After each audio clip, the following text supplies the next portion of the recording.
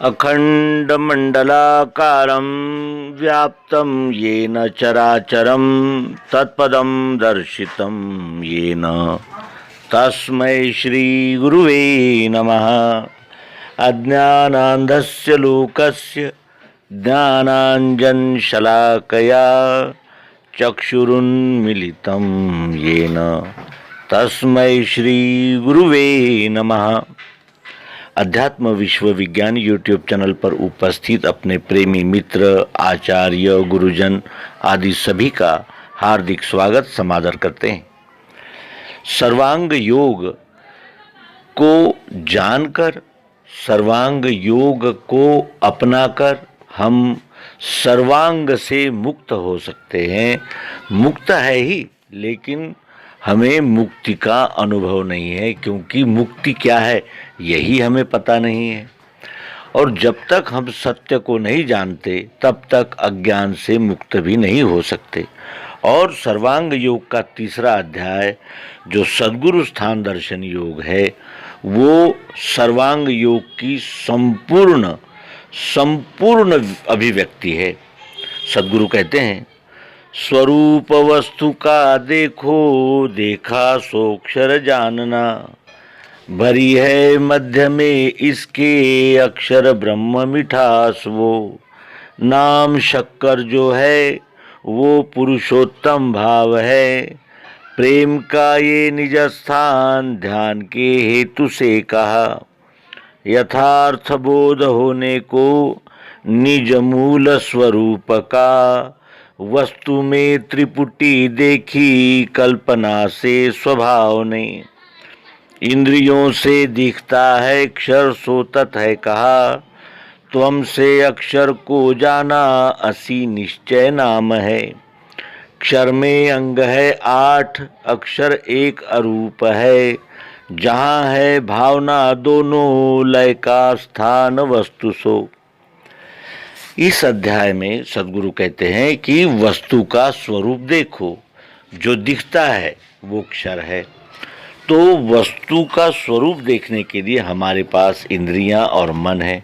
हमने इंद्रियों से देखा कि कण कण में शब्द स्पर्श रूप रस गंध ये अभिव्यक्त हो रहे हैं। अखंड सर्वत्र एक एक कण में पिंड से ब्रह्मांड तक हमने जांच कर ली कि वो सर्वत्र है, एक रस है। और मन से जाना कि सत्वगुण, रजोगुण, तमोगुण ये प्रत्येक वस्तु में है, लेकिन समय आने पर और व्यवहार करने पर ही उसमें के गुण प्रकट होते हैं। गुण 3 प्रकार के हैं, सत्व, रज और तम। स्वरूप वस्तु का देखो, इन हमने 5 ज्ञानेंद्रियों से और मन से वस्तु का स्वरूप देखा। वो सतत बदलता ही रहता है, परिवर्तित होता ही रहता है। एक एक क्षण परिवर्तन होता ही रहता है।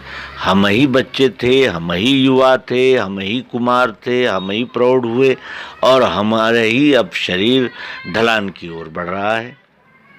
हम तो नहीं बदले, लेकिन ये शब्द स्पर्श रूप रस गंध ये सतत रूपांतरण होते रहते हैं।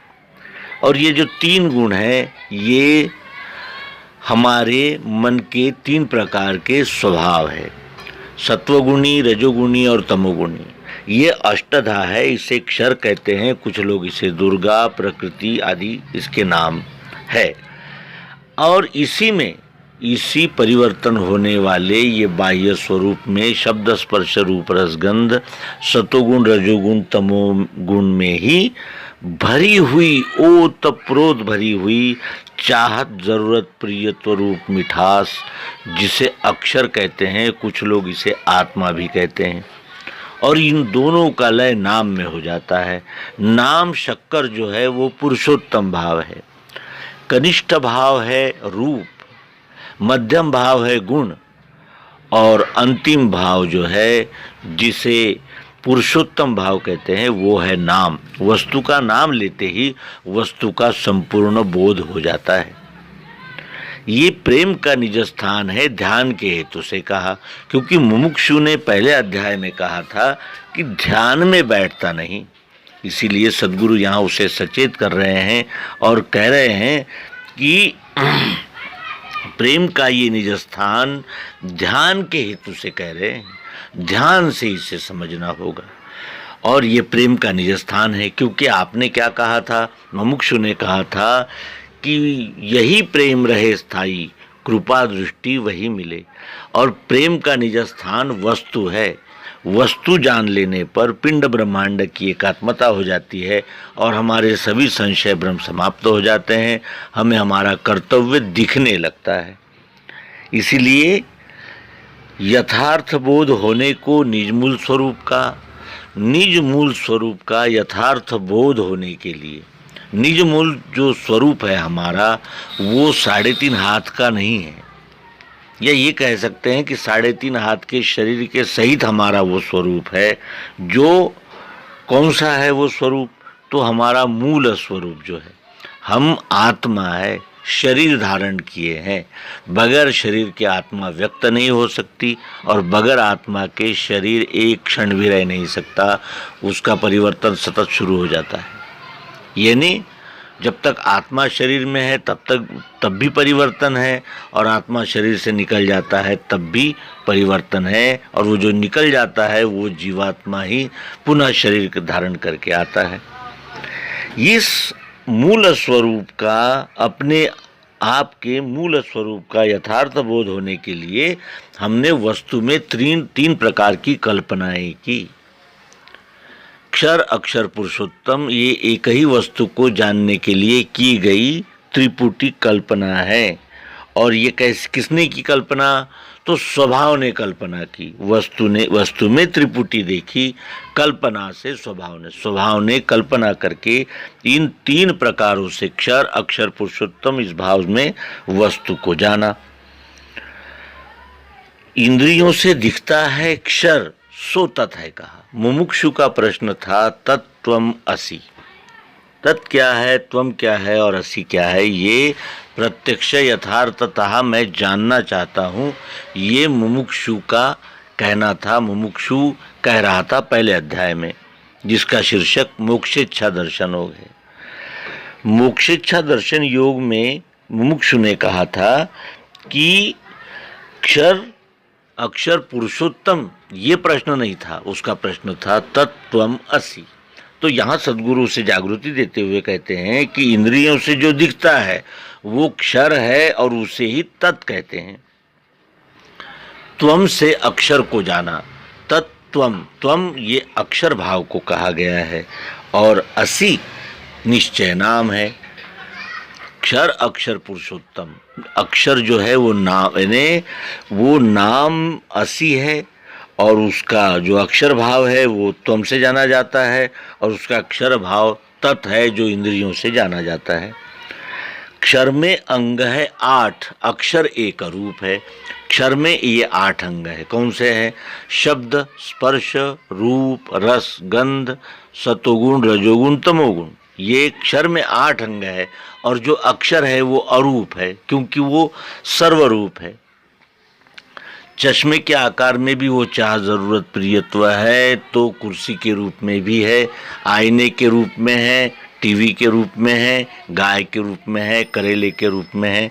अनंत रूपों में वो अरूप आत्मा, चाह, जरूरत, प्रियत्व इस क्षर में ओतप्रोत व्याप्त है। जहाँ है भावना दोनों, और ये दोनों क्षर से यानी साकार से निराकार, वो आत्मा चाह, जरूरत, प्रियत्व अलग नहीं हो सकता, और चाह, जरूरत, प्रियत्व से ये शरीर रूपी आकार भी अलग नहीं हो सकता। मिठास ढेले को छोड़कर नहीं रह सकती, और बगैर मिठास के ढेला हो ही नहीं सकता। इस प्रकार इन दोनों भावनाओं का लय नाम में हो जाता है। जहाँ है भावना दोनों, लय का स्थान वस्तु सो। वस्तु के नाम में ही क्षर, अक्षर ये दोनों भाव लय को प्राप्त करते हैं। सद्गुरु स्थान दर्शन योग में सर्वांग योग आ चुका। उनके लिए जो सर्वांग योग को जानने की सात्विक, शुद्ध, निर्मल बुद्धि रखते हैं, और जिनकी आकलन शक्ति यानी IQ बहुत हाई होता है। लेकिन जो हम सर्वसामान्य लोग हैं, जो सामान्य बुद्धिमान लोग हैं, जो एक एक बात को ठोक बजाकर स्वीकारना चाहते हैं, उनके लिए सर्वांग योग के चौथे अध्याय से सद्गुरु आगे इस सिद्धांत को विस्तार पूर्वक विश्लेषण करते हुए समझाते हैं। इस बोध को हृदय में धारण करते ही हम सभी प्रकार के अंधविश्वास, अंधानुकरण और जिसे कहते हैं कि मानना, इस भ्रम से निकल जाएंगे और जानने लगेंगे। जानने को ही विज्ञान कहते हैं और विज्ञान दृष्टि से देखे बगैर सत्य क्या है, असत्य क्या है, इसका निर्णय भी नहीं किया जा सकता। आगामी चौथे अंक से हम क्षर को विस्तार पूर्वक जानेंगे, समझेंगे और इस निज मूल स्वरूप का बोध प्राप्त करेंगे। इस संकल्प के साथ इस अंक को समाप्त करते हैं। नर्मदे हर सद्गुरु भगवान की जय, विश्वरूप परमात्मा की जय। ओम शांति शांति।